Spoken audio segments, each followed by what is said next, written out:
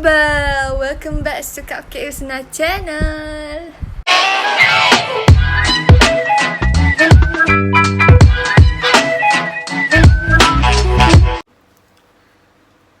Hello guys, welcome back to Cupcake Husna channel. So hari ni dalam suasana yang agak sedikit gelap, Husna akan cerita tentang kisah seram yang berlaku dekat rumah sewa Husna masa dekat universiti. Check it out. Kisah yang pertama ni, masa tu Husna nak pergi kelas tau. Tiba-tiba je masa nak buka kunci rumah, and I ada dengar satu suara dari atas. Sebab rumah ni rumah sewa. Ustaz sewa bilik lah. Dia tangga dia tingkat 1. Bila kita tengok tu, tiba-tiba tak ada siapa-siapa. Tapi ada dengar bunyi orang bersenandung. Dia lebih kurang macam senandung lah, kuat sangat, tapi tak tahu lagu apa yang dia senandungkan tu. Dan nak dijadikan cerita, dekat dalam rumah tu tak ada siapa pun waktu tu. Semuanya tidur. Okay, kisah yang kedua ni pula, that was tak scary, tapi macam tak apalah. Macam suam-suam je scary dia. Tak adalah scary sampai nampak benda tu. Ni masa time maghrib tau. Masa ni Husna nak pergi ke sinki dapur nak ambil air semayang. Sebab waktu tu ada orang dalam toilet, dalam tandas. Tandas tu cuma ada satu. Kita orang kongsi 13 orang untuk satu tandas. Jadi tak nak buang masa kan. Pergilah dekat sinki dapur nak ambil air semayang. Tiba-tiba dengar ada satu bunyi yang memang orang cakap memang bukan bunyi dari rumah ni lah. Rumah lain ke tak tahulah. Sebab bunyi ni macam lesung. Orang pukul lesung, orang katok lesung. Orang Kelantan panggil orang katok lesung. Bunyi waktu tu time gorek. Jadi kalau time gorek ni biasanya orang tak tidur lagi lah. Tapi tak tahulah benda tu dari kawasan kejiranan ataupun siapa tak tahu. Sebab ketuk lesung ni jarang tau orang macam student nak bawa lesung. Lesung batu. Okay, untuk kisah yang ketiga ni, dia tak ada scary, tapi dia jadi scary bila mu nampak benda ni dengan matamu sendiri, okay? Masa tu Husna suka bangun pagi. Dululah masa duduk dekat universiti suka bangun pagi sebab tak nak berebut toilet dengan orang-orang dalam rumah. Sebab ramai kan. Lepas tu bangunlah pagi. Belum subuh lagi tau, belum subuh. So keadaan dekat dapur tu mestilah gelap kan. Masa keluar tu Allahu Akbar, terkejut jatuh aku. Ada sesosok tubuh wanita bukan duduk mengadap tau, tapi dia membelakangkan lah. Macam membelakangkan duduk atas kursi kat meja makan. Rambut jerebang kiting. Waktu tu fikir benda lain dah. Ya Allah, guna ni. Sebab memang tak nampak muka. So nampak rambut dengan bentuk badan je. Nak dijadikan cerita, aku pun kuatkan semangat, buka lah lampu. Bila buka lampu dapur tu, Allah Akbar, nasib baik bukannya makhluk halus.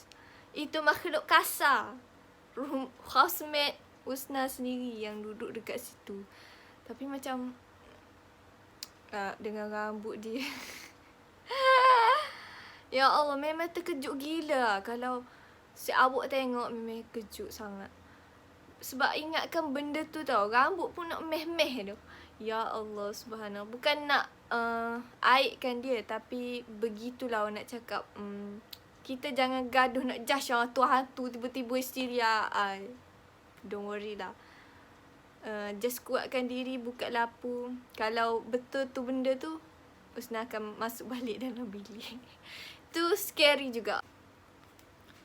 Okay, kisah yang berikutnya ni, Husna kan selalu duduk sorang-sorang dalam bilik. Biasanya roommate Husna akan keluar dari bilik tu sebab Husna ada kat situ.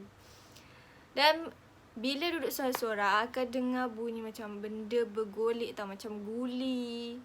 Sometime lah, tapi bukan setiap hari, sometime. Tengah malam biasanya waktu maghrib lah. Maghrib biasanya orang tak tidur lagi kan. So kita tak takut lah benda tu bunyi time maghrib. Kalau bunyi 12 malam, pernah ada sekali bunyi 12 malam. Waktu tu Husna tutup lampu apa semua nak tidur. Tak tahulah roommate Husna tu dengar ke tak. Tapi ya, it depends on us lah macam mana kita punya reaction. And kadang-kadang kita tak hirau. Bila kita tak hiraukan benda ni, dia tak akan kacau lah. Tapi dia akan buat benda lagi ekstrim kalau kita tak macam tak kisah. Aku tak kisah. Kau nak kacau-kacau lah. Jangan pernah sebut macam tu lah. Macam terdetik dalam hati pun. Sebab benda tu dia boleh tahu perasaan kita macam mana. It's so scary. Jadi kalau kita terlampau macam aku tak kisah, tunjuk bongkak apa semua, biasanya dia akan buat benda lagi ekstrim lah. Macam Husna tadi, dia ketuk batu, ketuk lesung, tumbuk lesung, tak tahulah dia tumbuk sambal apa. Dan bersenandung. Bersenandung tu memang takut gila lah. Sebab Husna masa masuk dalam rumah tu, Husna memang tak tahu rumah tu siapa punya owner. Sebab Husna berunding dengan pihak kedua. Nak duduk rumah tu pihak kedua. Jadi Husna memang tak tahu langsung siapa pemilik rumah sewa tu. Dan ada yang kata, yang senior yang duduk dekat situ cakap itu rumah orang Cina. Owner tempat tu China pula. Okay, so I hopefully korang dapat rasa. Mungkin ada yang tertanya-tanya, kenapa tak pindah je daripada situ? Kenapa nak duduk je dekat situ? Okay, sebenarnya memang Husna tak pindah. Tapi bila kita dah lama duduk dekat situ, kita rasa selesa tempat tu, kita dah rasa selesa tu tempat kita. Kalau kita berpindah tempat lain, kita pula akan rasa kekok. Husna jenis yang kalau selesa tempat tu lah Husna akan duduk. Dan kita tidak menjemput benda tu untuk datang kepada kita atau mengacau kita. Why not kita teruskan stay dekat situ? Sebab Husna tak ada pun rasa macam nak jumpa, nak tahu apa yang sedang berlaku dalam rumah tu ke apa. Memang tak pernah. Dan Husna memang dah suka lah tinggal dekat situ. Tapi sekarang Husna duduk dekat kampung, nak belajar dekat kampung. Jadi tak pergilah dekat sana. Tak tahulah sekarang jadi macam mana rumah tu. Terbekalai dah bonded 2 tahun. Termasuk tahun ni 2 tahun tau bonded.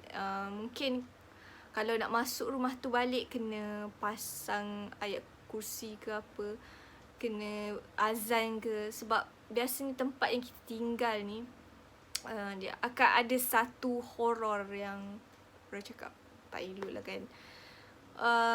So rumah tu memang okay, nice. Tapi kalau toilet tu kongsi satu jamban sekali dengan shower satu bilik air, 13 orang.